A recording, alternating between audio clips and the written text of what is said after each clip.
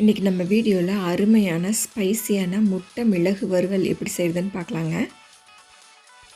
நான் இன்றைக்கி ஒரு 5 முட்டையை வேக வச்சு ஆஃபாக கட் பண்ணி எடுத்து வச்சுருக்கேங்க. அடுப்பில் ஒரு கடாய் வச்சுக்கோங்க. கடாய் ஹீட் ஆனோடனே 2 டேபிள் ஸ்பூன் ஆயில் ஊற்றிக்கோங்க.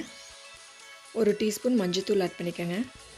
1 டீஸ்பூன் மிளகாய் தூள் ஆட் பண்ணிக்கோங்க. தேவையான அளவு உப்பு ஆட் பண்ணிக்கோங்க. இப்போ இது எல்லாத்தையும் இந்த எண்ணெய் கூட நல்லா கலந்து விட்டுருங்க.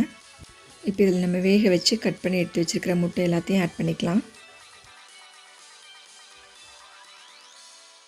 இப்போ இது எல்லா எக்கையும் அப்படியே எண்ணெயில் திருப்பி விடுங்க. இந்த மாதிரி ஒரு 2 டைம்ஸ் திருப்பி போட்டு பரட்டி விடுங்க. அவ்வளோதான், இந்த எக்கெல்லாம் இந்த மசாலாவில் ஃப்ரை ஆயிடுச்சு. இப்போ இது எல்லாத்தையும் எடுத்துடலாம். அதே பேனில் ஒரு 2 டேபிள் ஸ்பூன் ஆயில் ஊற்றிக்கோங்க. கொஞ்சம் சின்னதாக கட் பண்ண பூண்டு ஆட் பண்ணிக்கோங்க. இந்த பூண்டை நல்லா எண்ணெயில் ஃப்ரை பண்ணிக்கோங்க. இந்த பூண்டனுடைய ஃப்ளேவர் இந்த டிஷ்ஷுக்கு ஒரு சூப்பரான டேஸ்ட் கொடுக்குங்க. 1 டீஸ்பூன் சீரகம் ஆட் பண்ணிக்கோங்க. 2 பெரிய வெங்காயத்தை நீல வாக்கில் அரிஞ்சு சேர்த்திக்கோங்க. வெங்காயத்தை சேர்த்துட்டு வதக்கி விடுங்க. ஒரு கொத்து கருவேப்பிலை, ஒரு பச்சை மிளகாய் கட் பண்ணி சேர்த்துக்கோங்க. ஒரு சின்ன தக்காளி பொடியாக நறுக்கி சேர்த்துக்கோங்க. தேவையான அளவு உப்பு சேர்த்துக்கோங்க. 1 டீஸ்பூன் சீரகத்தூள் சேர்த்துக்கோங்க. 1 டீஸ்பூன் மிளகுத்தூள் சேர்த்துக்கோங்க.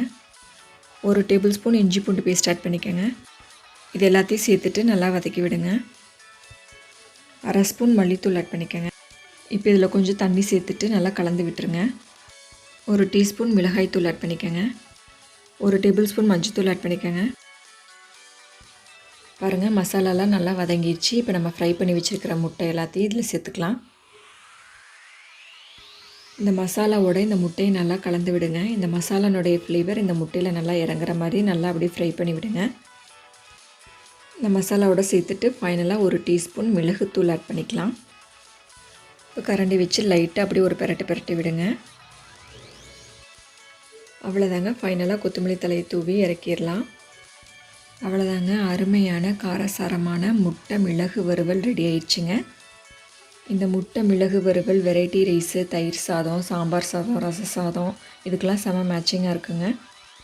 இந்த மாதிரி செஞ்சிங்கன்னா ஒரு டிஃப்ரெண்ட்டான டேஸ்ட்டாக நல்லாயிருக்குங்க. நீங்களும் கண்டிப்பாக இந்த மாதிரி வீட்டில் ட்ரை பண்ணி பார்த்துட்டு உங்களோட ஃபீட்பேக்ஸை என் கூட ஷேர் பண்ணிக்கோங்க. இந்த வீடியோ பிடிச்சிருந்தால் லைக் பண்ணி ஷேர் பண்ணி சப்ஸ்கிரைப் பண்ணுங்கள். கூடவே கீழே இருக்கிற பெல் ஐக்கானை ப்ரெஸ் பண்ணிட்டீங்கன்னா நான் போடுற வீடியோஸோட நோட்டிஃபிகேஷன் உங்கள் மொபைலுக்கு ரிசீவ் ஆயிரும். சமைப்போம், சுவைப்போம், உணவையே மருந்தாக்கி ஆரோக்கியத்துடன் வாழ முயற்சிப்போம்.